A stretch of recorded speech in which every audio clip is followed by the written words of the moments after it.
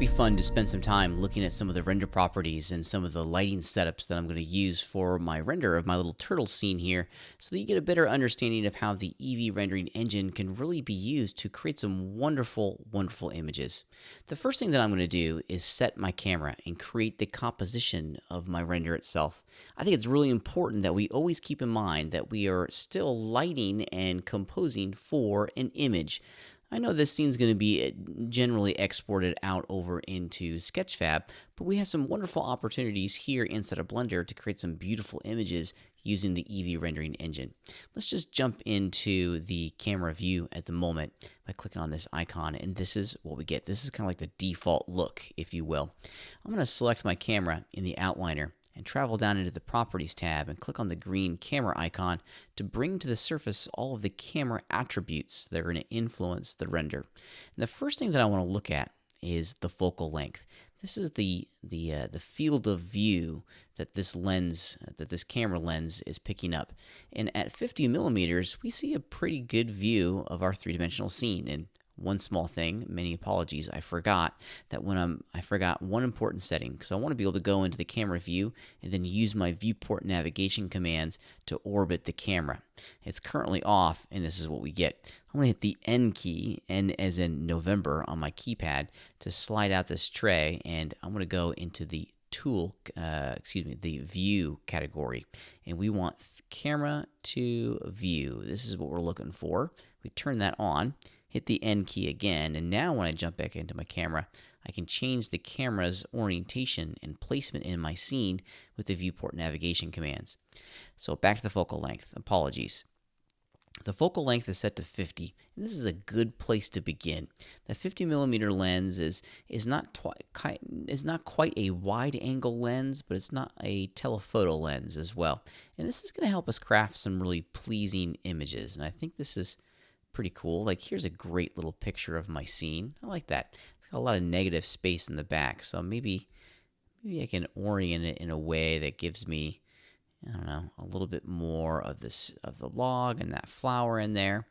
Or we can start changing the focal length and experimenting with a wide or a telephoto lens in our little camera.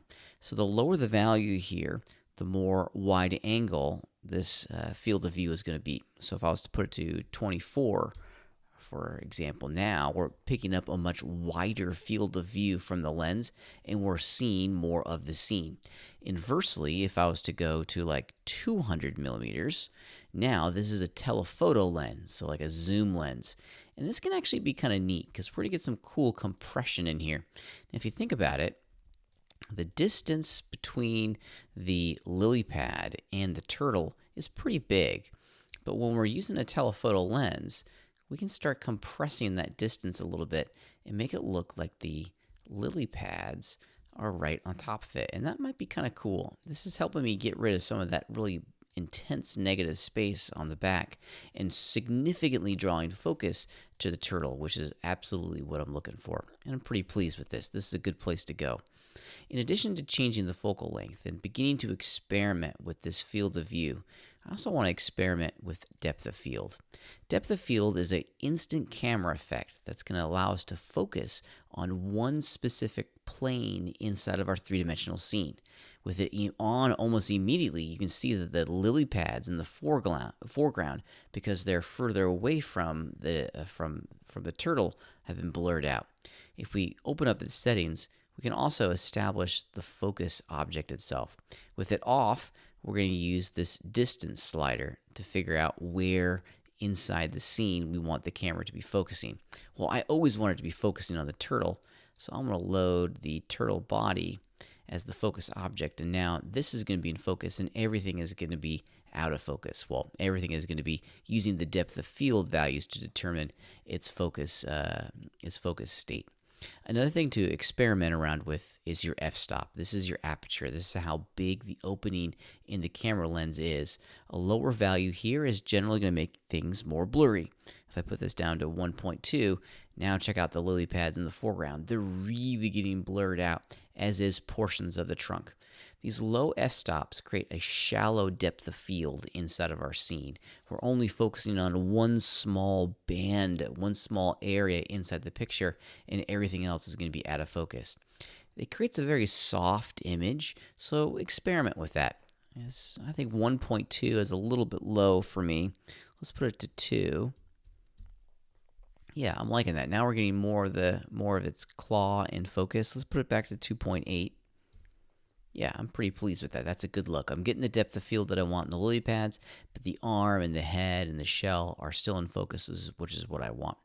Another thing to look at is the number of blades. This is going to control the pattern of the blur, if you will. Putting this to 6 or 8 is a good step in the right direction. Its default value is off to 0. And at this resolution, we may not see a huge impact, but traditional cameras have 8 blades or 6 blades, and I like to simulate real-world cameras as much as I can. I'm pretty happy with that. Okay. Now, the other thing that we need to look at, in addition to the camera blocking, are the lights themselves. And we want to start positioning the lights in reference to the camera's location. Now, in this moment, I'm having a hard time really understanding where the lights are placed in reference to the camera's location inside of this three-dimensional scene. Yep, I could go back and hit this button instead of my 3D viewport and pop out into a perspective view, and I can see that my camera is way out over here, and then my lights are way out over there. But I kind of lose an understanding of what the camera is seeing. I want to place my lights so in a way that really gets me a strong image, and I want to be able to see that image inside of my viewport at the exact same time I'm adjusting them. So I guess that's a long way of saying I need 2 different viewports. I want a viewport that allows me to work, and then I want another viewport that allows me to see precisely what the camera is going to see. Let me show you how to start to modify the Blender interface a little bit to add more viewports inside of the interface, and it begins with the boundaries of these areas. Now, it's very subtle, and I apologize, and I wish the Blender developers would hear this, because it is maybe a little too small, but if you look very carefully around each one of these panels, there's a small little rounded corner. That rounded corner represents the conclusion of each one of these interface panels. So at the intersection of these interface panels is kind of like a low spot. And if you put your cursor in that low spot between the 2 rounded edges, we then can left click and drag. And let me see if I can get it in there again. So, oops, I'm sorry. Right, see how that now it's the double arrows? I missed it. It's right in there. Come on. Right. There we go. I missed it again. It is very subtle, and it's going to take some practice getting used to. Right about... Nope, I missed it again. There we go. Now I have a couple different viewports inside of my scene. Now, clearly I don't want to have 3 stacked on top of each other, so I want to start combining these viewports back together again, and this is where it kind of takes a little bit of practice. Once again, your cursor is going to go in this small little area between the panel.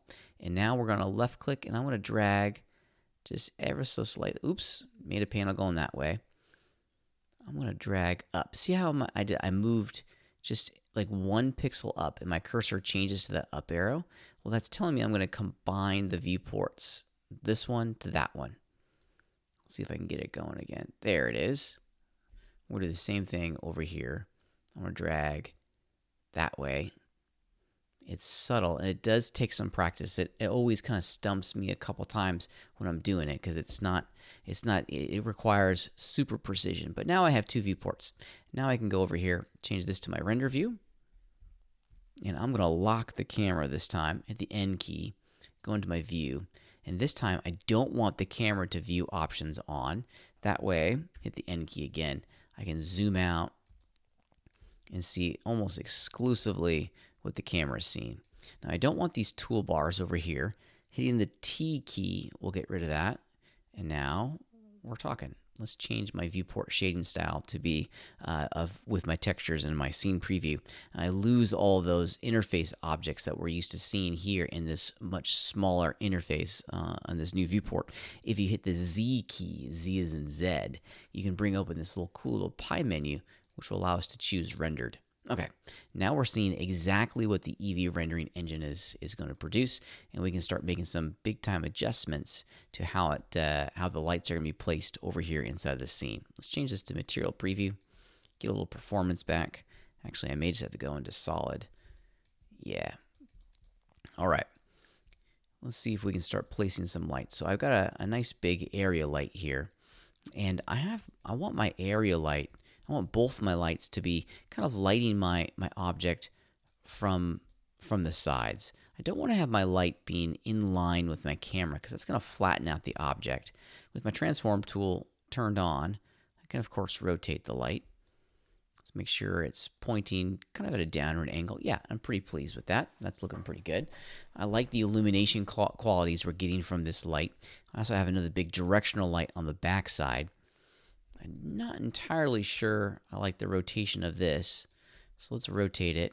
I like how the blender lights give us these wonderful long lines that show us the illumination angle of the light. And I'm looking at the render over there, that other viewport, and I'm just kind of experimenting with how the shadows are being drawn on the image itself. When we're placing our lights, we want to be mindful of these shadows. Yeah, and I think this is a pretty good place to go. I don't want the shadows to overtake the image. See how the shadows on the arm right there are now kind of getting in the way? I want to push those shadows back a little bit. Yeah, now it kind of looks like it's in the foreground sun. We're losing some detail on the face. Let's go ahead and add another light into the mix here. This big area light's kind of giving me a little bit of a rim light on the back side. It's kind of filling in the shell, but now I need another light to get the face going. So let's go into the add pull down menu, and I'm just simply going to go light, and this time let's do a point light.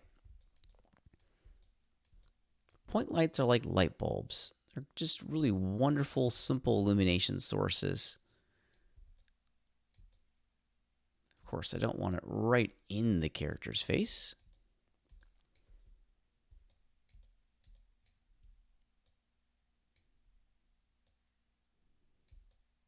I want to move it a little bit further away from my character.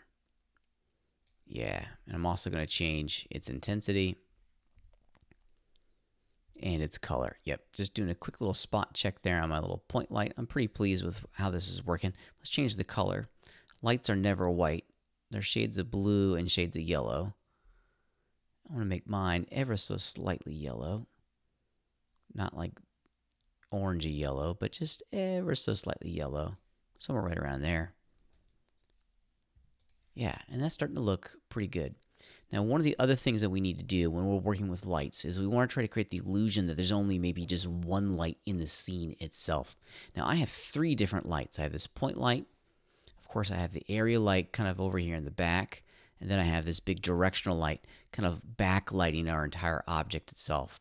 One of the cool things that we can do with the Eevee rendering system, or just working with Blender, is that we can tell the lights how it's going to affect our object.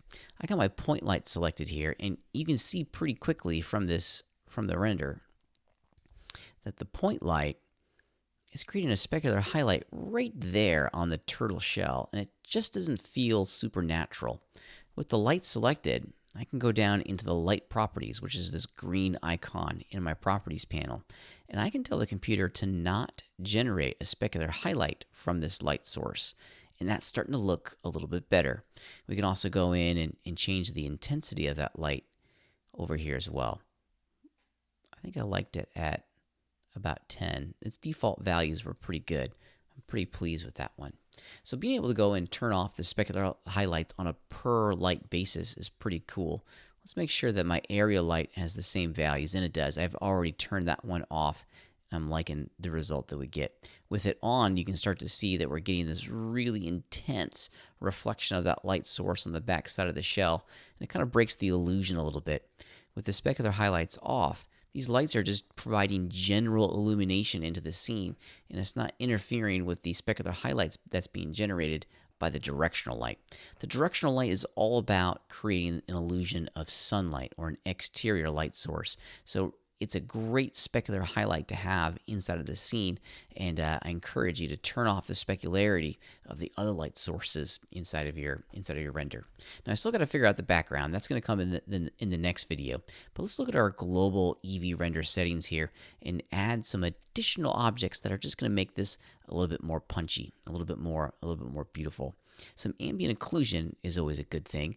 Now we're going to get some deep dark shadows underneath the shell. Here's with it on, and here's with it off. You can already see the power of turning that ambient occlusion on inside of the scene. It's going to give us those natural deep dark shadows where we have contact with the other objects. So that's a good thing to experiment with. In addition, the bloom may be something that you may be excited to add as well.